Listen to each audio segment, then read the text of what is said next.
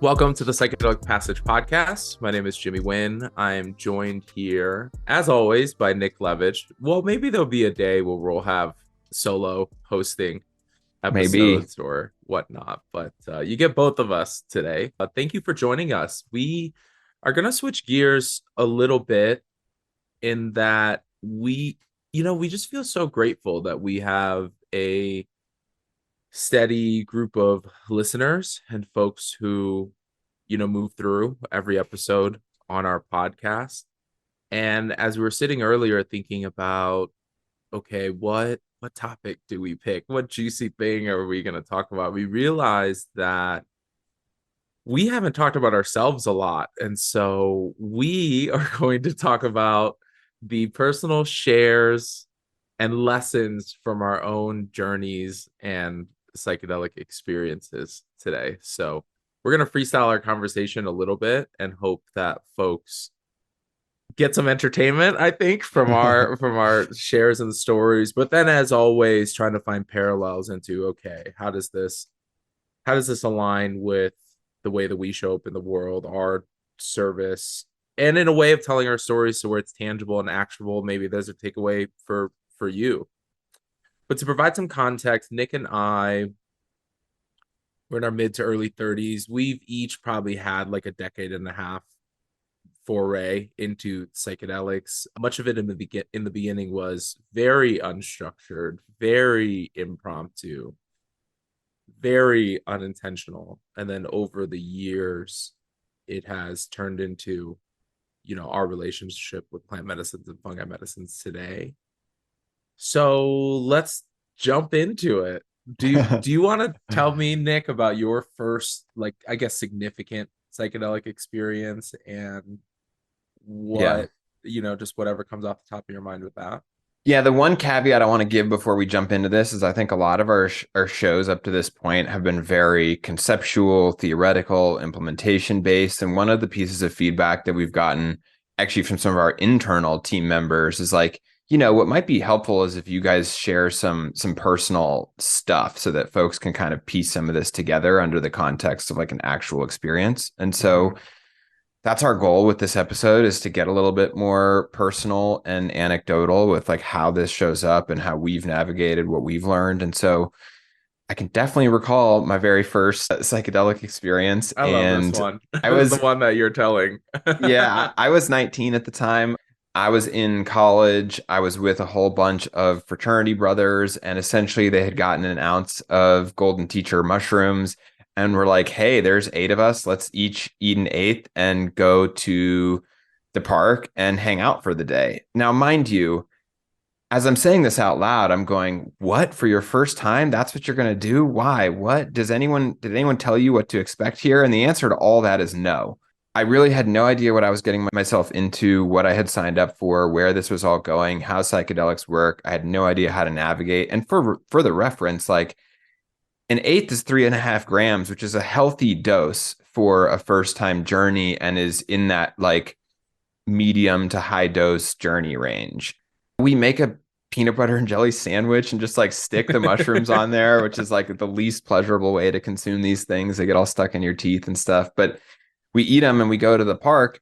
And, about, I don't know, maybe 45 minutes to an hour after ingestion, I noticed that a bunch of the guys are throwing balls and frisbees and sitting in lawn chairs and hanging out. And within minutes, I am rolling around on a blanket on the ground listening to the grass grow. And I'm like, okay, something's happening here. And I had people check in on me. They're like, Nick, are you okay?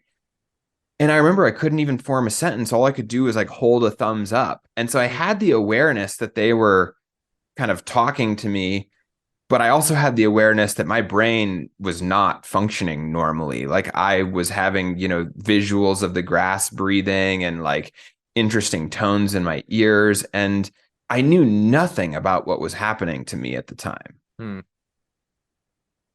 So it was just a weird experience. And I made it through, so to speak. I don't remember a lot of the details of like the journey itself, but when I kind of got to the other end, I remember we did have sort of like an intentional sharing circle come down process thing. And I remember thinking, oh, this is really nice. Like processing the experience, talking about what everyone went through. And then what I distinctly remember is we went out to dinner after, and it was just kind of a social dinner in town. And I remember feeling better. And I couldn't put my finger on why or how or the method of action or anything like that. But I just remember feeling this overwhelming sense of like the slate was wiped clean. Like I had kind of hit the reset button. And in hindsight now, I'm like, oh, well, no shit. Like knowing everything that I know about how this process works now, I'm like, okay, yeah, that makes perfect sense. But at the time, very unusual because no one told me that that was a potential outcome or Mhm. possibility. I mean, this was all rooted in what I would call recreational use and consciousness exploration. Mhm. That's amazing. What were your biggest takeaways out of that first experience? Besides the slate being wiped, like you're kind of noticing this like clearing, maybe. Well, I think my takeaway is that there was just more than meets the eye. There was more of a story to what those medicines do, how they work. There was clearly more than meets the eye from the way that I had perceived our default reality and then the way that I perceived it, under the influence. Hmm. And also that those are like not substances to be messed with. I was like, I had like a level of respect afterwards where I was like, oh, that'll smack you up. Like Yeah, the reverence that's to the power. right, right. Because I was under the impression that this was going to be fun. And I'll Mm, tell you right now, it was not particularly fun for me. I mean, I was incapacitated for 3 to 4 hours in a public place. And thankfully I had, friends around, but yeah, I was, in a very vulnerable position in the middle of a park. God forbid you got to get up and make your way to the bathroom or the porta potty or something like that. Which Right. leads into my next thing. What were your three notes for next time? Your three, or, things that you would have done differently or would have done better. Well, I didn't really have the vocabulary for it at the time, but I think this is when I started to think about the concept of intentionality. Like, Hmm. why would one do this? In what setting would one do this? What's the point of this? Is there a way to do it better? Hmm. I just started to kind of contemplate how we went about it. And ultimately, like the only reason that you and I know how to work with these medicines now is because we've had a lot of reps and a lot of Hmm. reps ranging from totally unstructured, like I just described, all the way to like full blown ceremonial. But like that was one of those experiences that helped me build the map for how to navigate altered states of consciousness. Like it was my first data point as I started building this internal map of how to navigate. But it took me hundreds of follow up experiences to be able to continue developing that map. I mean, think about how many Hmm. different directions and Yeah. trajectories a journey could take. Yeah. You come a long way Yeah, from that exactly. first time watching grass grow in a park. Yeah, 19, not knowing any better. I mean, there was, I thought I was going to go have fun, and I ended up regressing into this weird childlike nonverbal state, just rolling around Yeah. on a blanket. Which for some folks, I mean, the first experience can be fun and joyful, but I think with what you said about knowing the power of these, medicines is that yes, it can be fun, and also you can drop into an experience like you're describing, or a range of, you know, 40, 50, maybe 100 different other expressions or, Right. ways. So being prepared for that. I think you probably would have benefited from being in a private space, seeming Probably. like Yeah. Yeah. dinner afterwards seemed like a lot, also. Well, dude, and then we were like drinking, right? It's like college. I Sure. just like started having beers again or whatever. And I Hmm. like, I don't know if that's the move. So like in hindsight, I probably wouldn't have done that. And I would have honored the gravity of what I had gone through earlier that day. But that's the problem. When you don't know any better, you don't know. Yeah. And so for me, it was Yeah. still very much like a party orientation. And now when I wear my facilitator hat and I look back at that, I'm like, well, dude, you had like a massive journey experience and then just kind of like did your best to integrate it, but ultimately brushed a lot of it off. Yeah. A lot of confusion on your mind and your body. And then well, I think the interesting thing, and I kind of hear it in your subtext, is that when you said that it really taught you or got you on this path of intentionality, is that likely that experience needed to happen that way so you can have the juxtaposition to be like, oh, okay, now I know what it's like to have this unstructured, unkempt, in public, needs not taken care of type of experience. And oh, okay, I made it through that. Yeah, Now I can see what the alternate is. right.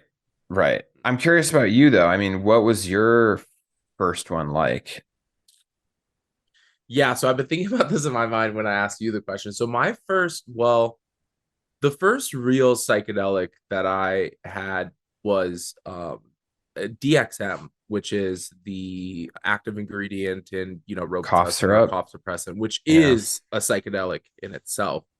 But I really wouldn't say that that was an altered state of consciousness. That was more of like a bodily thing. And also, I was young and trying to get high and have fun and things like that. Actually experimented, besides cannabis, experimented with MDMA at a young age when I was 18. And I've shared this with folks in the past, but that was a time in my life where I was quietly suffering a lot. And when I had MDMA purely in a party setting, like rural Indiana, it was the first time that I had this really good and positive feeling for no reason. And I'll tell you Hmm. this one kind of thing. We show up at this house and everybody is, on MDMA. And it was funny. We were outside on this lawn. There were people outside, definitely like a party type of environment. There was this guy, there was a light shining inside. There was a window, and the light was shining onto the lawn. And we were all just sitting here, kind of just everybody doing their thing. And then this one guy was like, hey, everybody, let's go stand in this light. You get a group of like 10 to 12 people all huddled in together, like standing in this light. And I don't know why it stuck out to me. It was like so silly, but it was the first time where I was like, that's so cool that this individual had the power to do that based off of just some like silly thing that he had in his mind. And it started to make me think about what's possible for us to create and for us to do. Fast forward like a year and a half later, I had my first psilocybin experience, and it was a group of a lot of people, about 30 of us, Oh my and we God. were all in like one like really really big house. And so you can imagine, I look back now, the chaos that ensued, Was this like a from that. fraternity house? Yeah, this was exactly Yeah. in a fraternity house, and there was, we had like the whole house, and there was a group of us, and we all timed it out, and so on and so forth. But I hadn't eaten and I hadn't anything. It was the first time that I had been introduced to looping. I had to like play the same songs over and over and over Uh, and over again for about like an hour and a half. do you know how big of a dose you took when you did Yeah, I this? probably ended up doing about 4 grams, So that's and a healthy then dose for a and then first also time. drank orange juice with it, which at the time we didn't know like what that did or didn't do, but it was, something that we had heard of.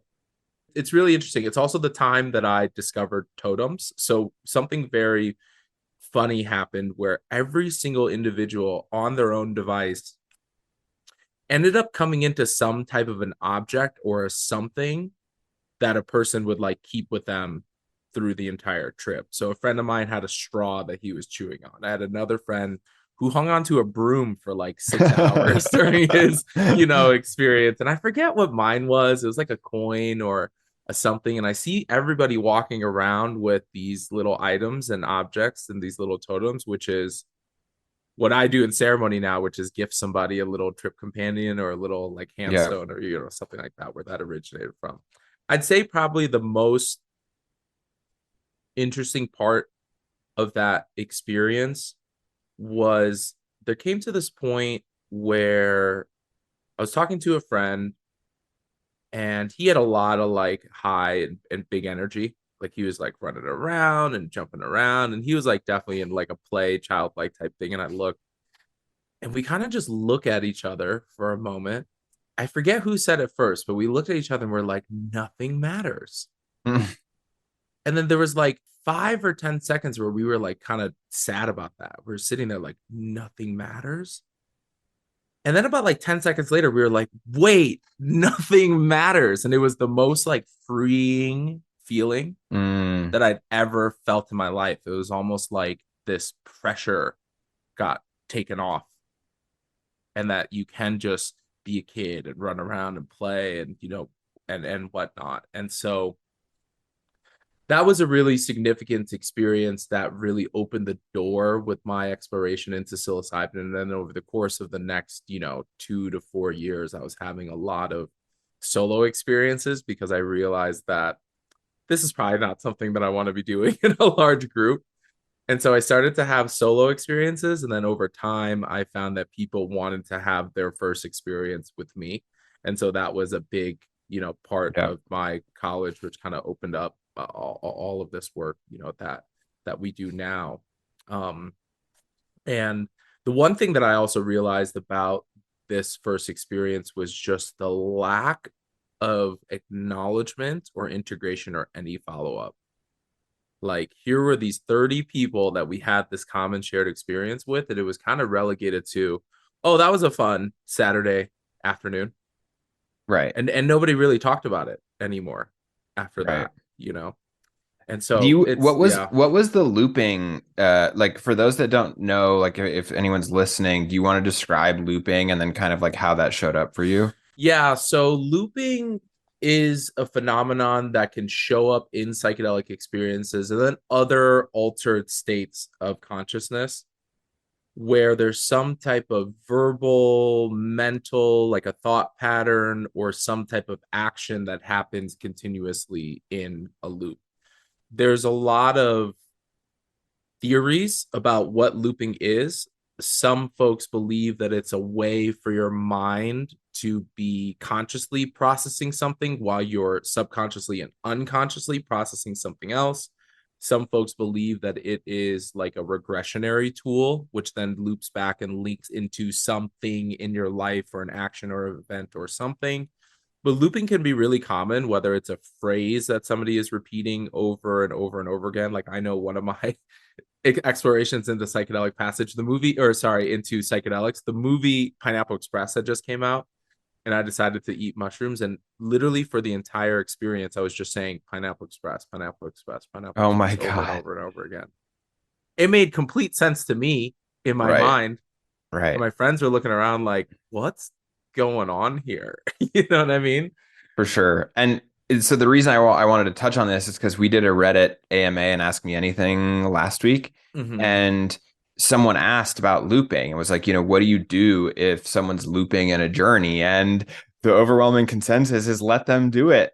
Yeah, this Like comes it up a is lot in the harm reduction world and the festival world where folks can go into pretty, serious loops, and then you need some support. And what I find is there's this process that's happening that you can't explain, and you might not know the immediate results or the immediate outcome, but the best is to find an environment where it's normalized and acceptable for somebody to exactly. process their loop. And so didn't have that during my first, Yeah. couple What of experiences. was your totem?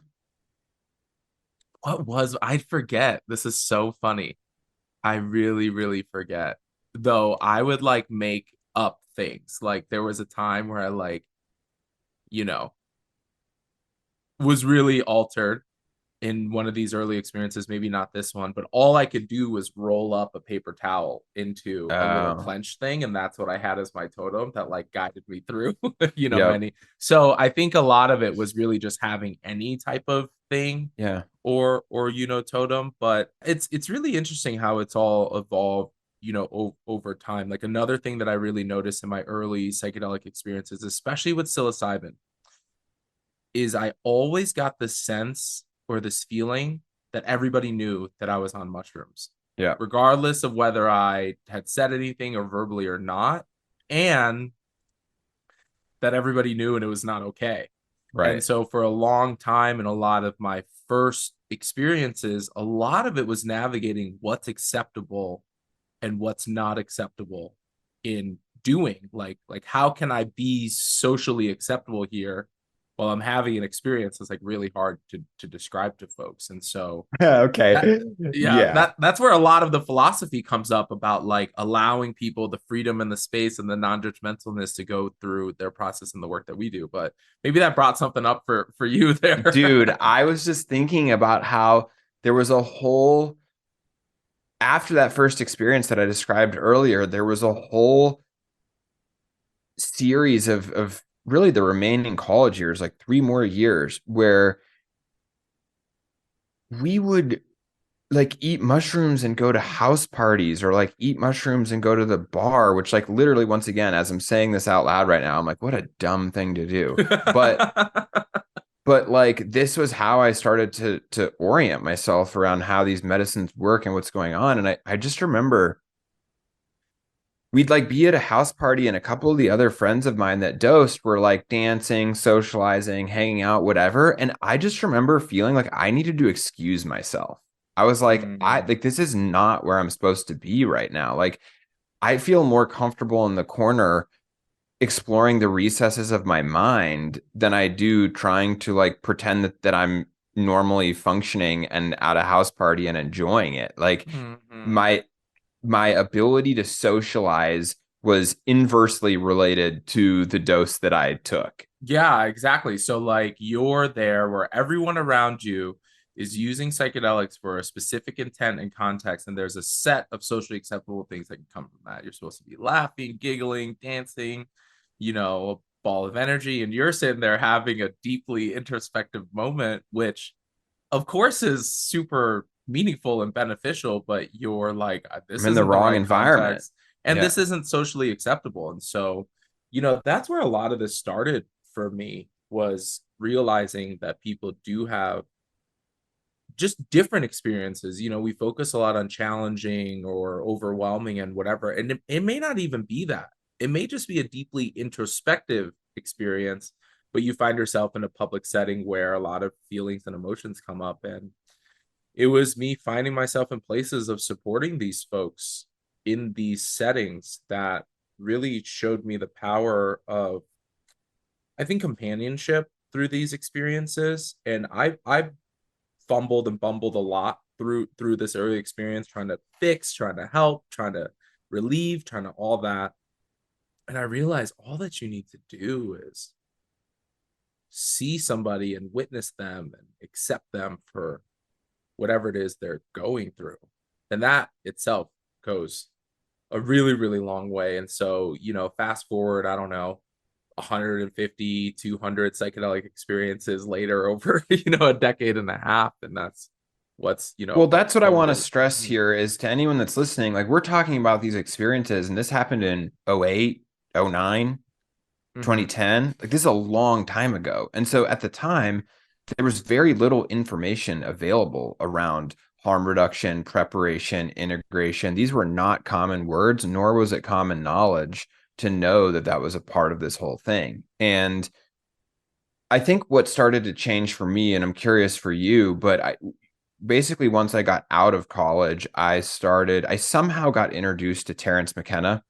And I Mm. know we've talked to him about him on other episodes, and regardless of personal views, like he was one of the vocal proponents of more structured intentional use and like truly understanding the medicine and Oh, I also remember your first time going for a heroic dose. right and also but also remembering like knowing how to work with it. And so Yeah. essentially what I did was I was self-taught in the sense that I listened to as many of these Terrence McKenna lectures as I could get my hands on, where he's talking about psychedelics, what they do. And it was the first time I had some sort of framework or orientation around how to Mm-hmm. actually navigate altered states.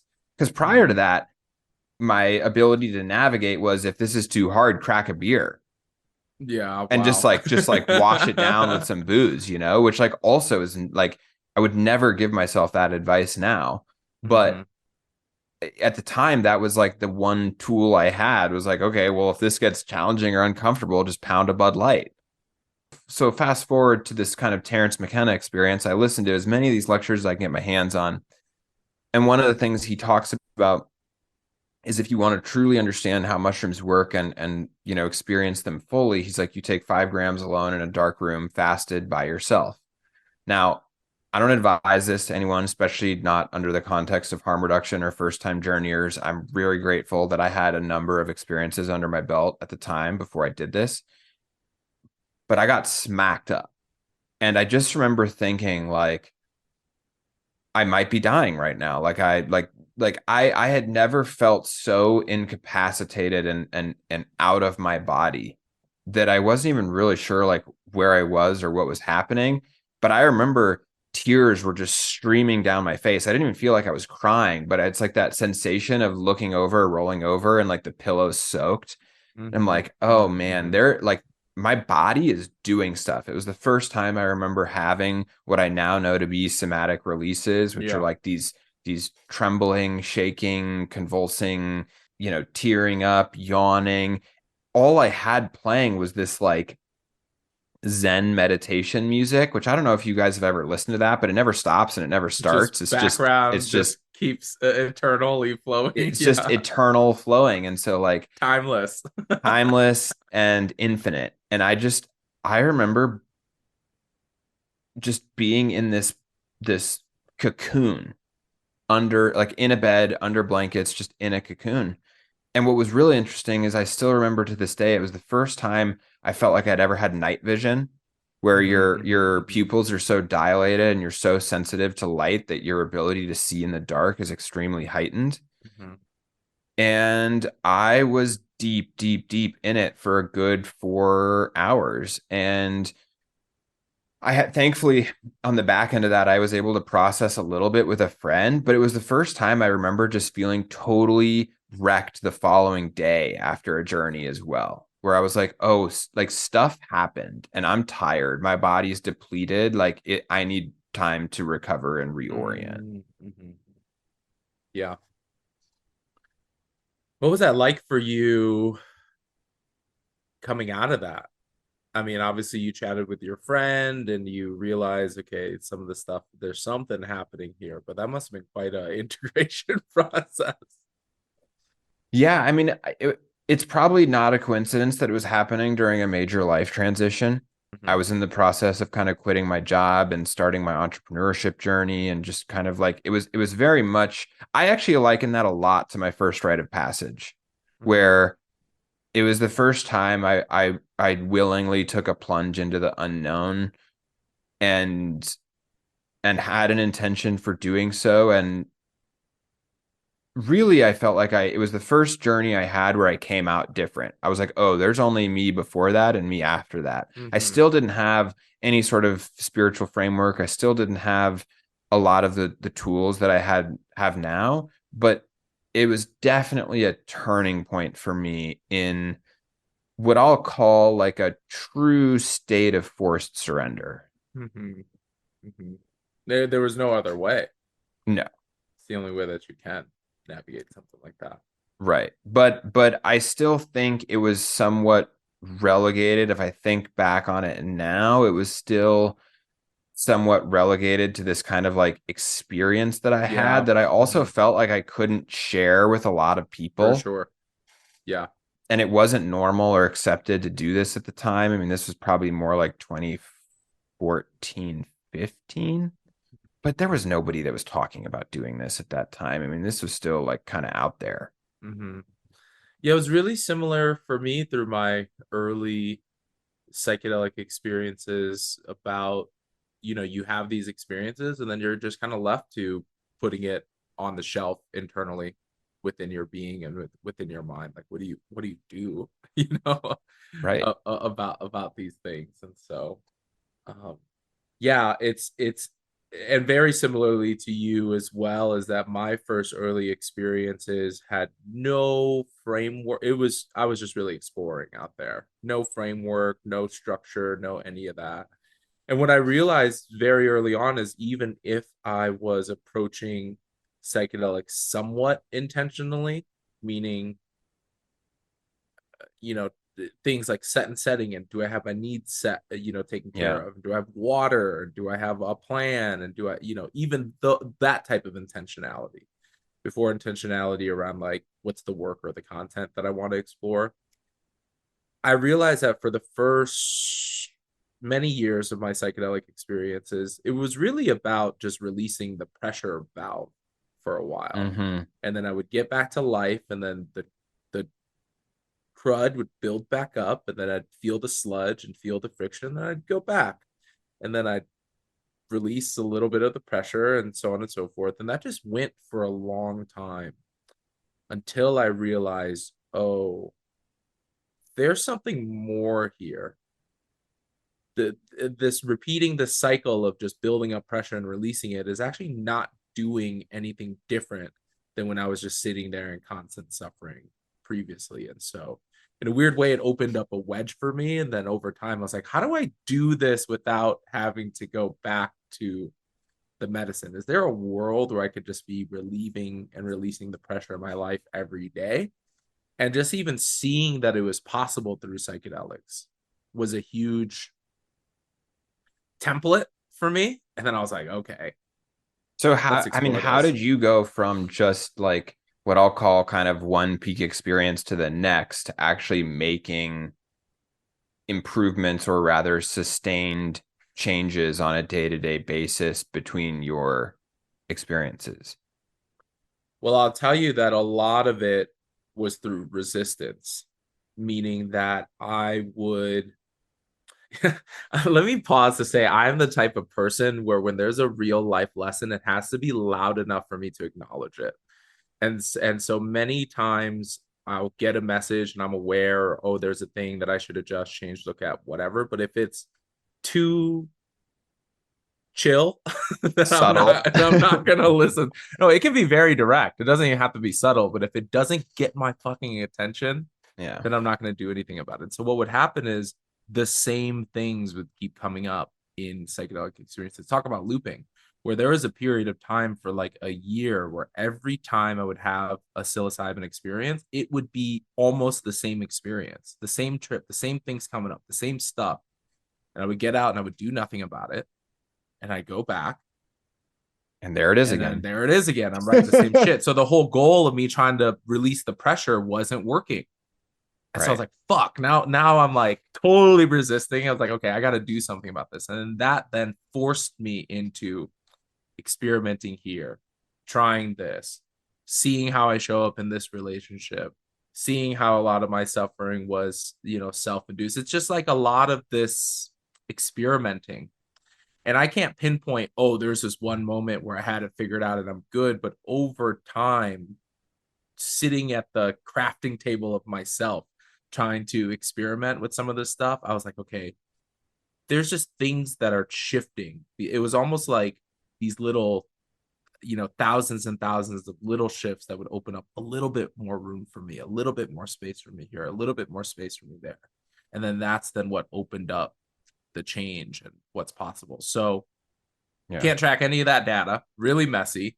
Yeah. Really, no support. I was in the echo chamber of myself. So I would go through big spells of like, oh, I'm finally like making progress on self-love, but I had no accountability around it. And so there were many times where I would be working so hard towards this one part of my personal growth. And then boom, it all crumbles back down. But that's that lesson being loud again for me to be Yeah. like, you got to look at this. And so it was really uncomfortable, to be honest with you, because a lot of this, much like you, I was doing in secret, doing quietly, having this process. And then also my actual life was in turmoil for quite a bit of time. And so, Yeah.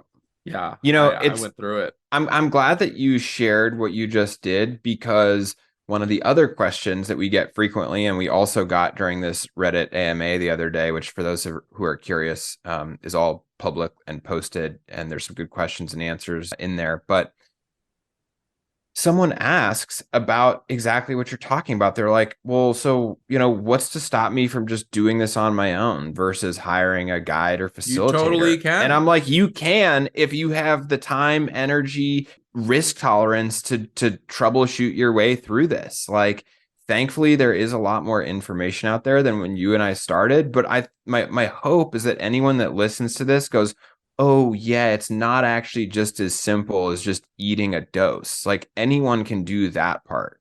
What's hard is the structure around it that actually allows you to navigate it with grace and then move the needle in your everyday life such that you're actually making progress. And that's the part that took, at least for me, a good 10 plus years to figure out through extreme amounts of trial and error.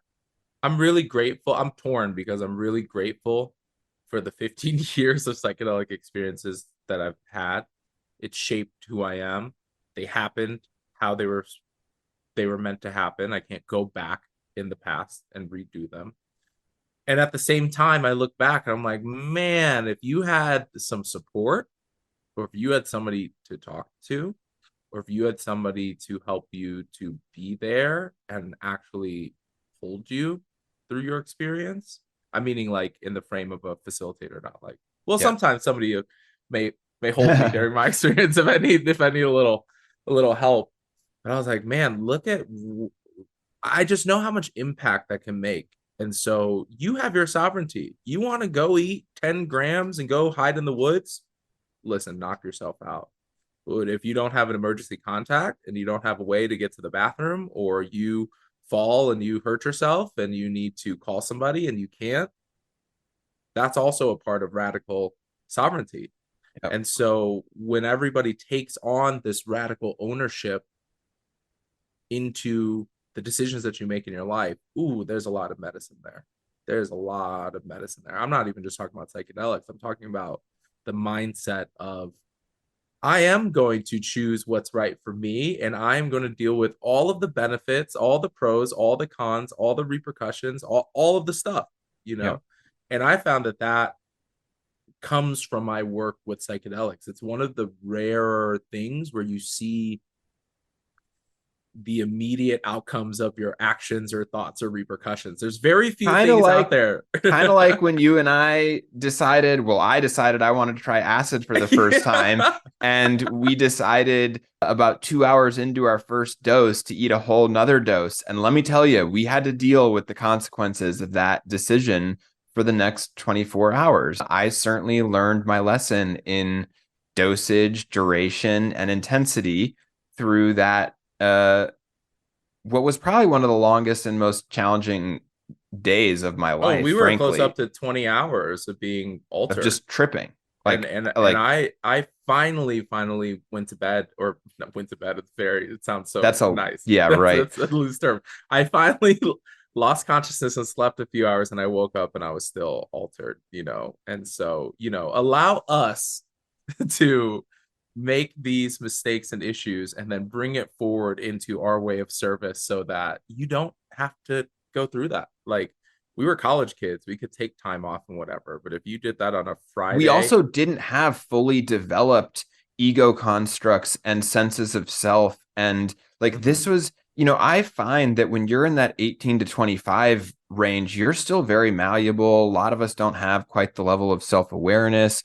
A lot of us have these, you know, our potential diagnoses and things may be latent. But then once you start to get into 30, 40, 50, and you really start to build this sense of identity, that can be questioned and shattered very quickly. And so I'm Mhm. grateful that our experimentation happened when we were young and had this kind of like internal malleability. But I think about myself now, and if I had no experience and tried that same level of experimentation, I'm in such a different stage in life. I Mhm. can't afford to be doing that. And we had enough flexibility in our lives for safety nets to catch us, and not Right. everybody has that. Right. Like, some people do need to work two jobs to feed their families. Some people can't take time off even if they're having a internal existential crisis or whatnot. And so, when I look back on that, we had made that decision at 5 p.m. By 9 p.m. we were, dosing, and then we did, then It was so it was spontaneous. so spontaneous, so spontaneous. And so it's a lot of why we put in so much of our heart into our work now. and It I think that people can do whatever they want with their mind, their body, their spirit, and whatever that includes with psychedelics. But now there are options out here. There's there are folks to do this full time and professionally, and I just wish that was around, or it was around, but I had no clue how to get into those no, communities and no, those groups, no. or how to vet people and whatnot. Dude, I So mean, for the like to put this in perspective, Instagram wasn't even a thing yet. yeah, that's right. Like we were Instagram came so out right around early. then. And Hmm. so this was just a time where information was not as readily available, and it was just not the norm to put those guardrails in place. And now I think about the analogy of like if you're gonna go raft a river, yeah, you could go do it yourself, but we all, unless we have firsthand experience, we're like, probably gonna get a guide. And I think this is much the same. Like if you have the time, the energy, the safety nets, the support, and the risk tolerance, great, go for it on your own and figure it out. But you don't have to anymore. And Hmm. we didn't really have that option when you and I first started this. Hmm. And I think about the folks who were experimenting with psychedelics in the 60s and the decades before and after were very, very similar. And now those are the folks who are circling back around in their Yep. 70s and 80s to have another shot at it. And so, yeah, I mean, I hope that this conversation has been helpful. I If want to touch on anything, one thing yeah, before yeah, we yeah. sign off. Go ahead. I'm curious, I'll share mine too, but what was your first, like how did you go? I kind of think about it as like a three-stage journey from like recreational to like intentional and then all the way over to kind of the opposite end of the spectrum, which is more ceremonial. Like how did you make it the rest of the way over to what I'll call like ceremonial use? Yeah, I'll also say it was a lot. It was because of trial by fire and recognizing what I didn't have. So I come from a world where, a lot of the practices that I have now, I've gathered from influences of other people, other ceremonialists and things like that. But for a big chunk of, if you look at the last 15 years of my psychedelic experiences, the first 5 years were these recreational, whatever that bleeds into, into the rest of it. But then there was a 5 year kind of period of me having solo experiences and trying to figure things out. And then probably the last 5 years is more leaning into this like formal ceremonial work. I would say that that chunk in the middle were things that I would have to create in real time in order for me to navigate these experiences. And so I went for a long period of time where I didn't do psychedelics in public. It was all solo work for a really long time. And it was through that that I realized the importance of an altar. It was through that that I realized, setting a container and, the saying prayer and, how music plays into it and all that. But it was me and the medicine really, Yeah. and trying to like just figure it out or knowing the absence of that thing. And I'm like, okay, this is now something that I gotta, implement. And so yeah, I guess I'm more in a self-taught kind of category, You're a which Ronin, bro. I've always looked for a teacher in human form, but time and time again, the teacher has just always been the plant or the fungi every Yeah. single time. So, and then I know you had apprenticed with the curandero for a time. Yeah, I mean, I for me, like, I had an extreme amount of reverence and respect for the medicines. And also, I just had never actually been in a ceremonial container until I got an opportunity to sit with ayahuasca for the first time. Mm-hmm. And for those that don't know, that's typically done in a communal group setting. But what was so interesting for me was it was the first time where there was alignment with the group, like Mm-hmm. structure with the Mm-hmm. group, Mm-hmm. container to hold the group, and Certain sense of cohesiveness. Yeah. exactly. And so to go from like house party style group or like friend group in the woods to like a group of strangers but with a container around it, just remember thinking, "Oh man, that's how these medicines are supposed to be used. Like once I had that experience of a ceremonial container, it was like all the rest of the dots connected for me. And I Mm-hmm. go, oh, that was the missing link here. Like I always knew there was something more to these medicines. I always knew there was something going on. And I couldn't quite put my finger on it. And then the first time I sat in one of these ceremonial containers, I'm like, oh, yep, that's Mm-hmm. it. That's Yeah. the part for me. Like that's what was not recreational. That's what was not all fun. That's like there was all those little epiphanies that I had through trial and error. Mm-hmm. Oh yeah, ceremony. That's the missing link here. And Mm-hmm. what I thought was really interesting is it was the first time I had had the experience of someone supporting me Ah. that wasn't also there to do their own work. They were there to support, like a dedicated Mm-hmm. support role. Mm-hmm. And for me personally, that gave me an ability to surrender that I had never been able to fully tap into Yeah. before because it's like that tethering effect. Like when you know someone's there holding you, you feel free to explore as far and as deep as you want. But if you feel like Mm-hmm. you're your own tether, it's really, really scary to There's just let go always a of. percentage of you that needs to keep tethered back, like keep tethered into that grounding point or whatnot. Like And this so, reality. Like you're like, what yeah, if, I got to get to the bathroom. I need to figure out how to get there. But if you've got someone there to support you, they can help. And yeah, so that was a big epiphany for me. yeah. It was really similar in my own process where, a lot of this I oriented from a recreational standpoint. I was like, my whole theme for a long time was safe spaces for weird people. It was Yep. just something that in my mind that I would just like say all the time at parties, at events, at whatever. It's like if somebody's having a weird moment, can you create a safe space for them? That's why I love the harm reduction work and the festival work and all that stuff. And then when I came into my first ceremony, I was like, oh, this is the thing that I've been talking about. Okay, there's something there's something here. So I'm glad that we've, found our route into the way that we show up with ourselves and these medicines. Well, and it's nice because I think we gave folks kind of this full circle depiction of like off the rails, unstructured consciousness exploration all the way over to like Yeah, where we are exactly. now, which is Hmm. fully structured, supportive frameworks, tools, all of it. And look, our stories are our stories. There are also people who have been eating LSD for 20 years and they're still eating LSD the same way that they started. So this is what I mean about radical sovereignty. Like, what are you going to do with the opportunities and the privilege that you have? So I hope that you all have gotten to know us a little bit more. And if anything, are entertained by some of the stories that we've shared.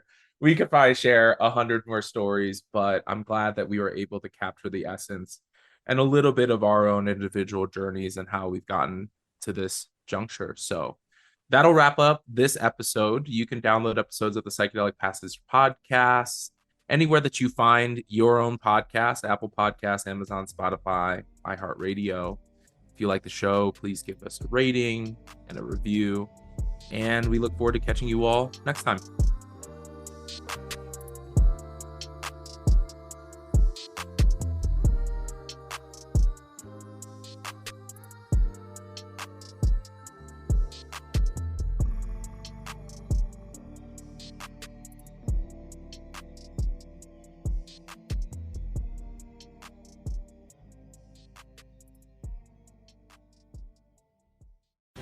The opinions expressed on this CannabisRadio.com program are those of the guests and hosts and do not necessarily reflect those of the staff and management of CannabisRadio.com. Any rebroadcast, republication, or retransmission of this program without proper consent is prohibited.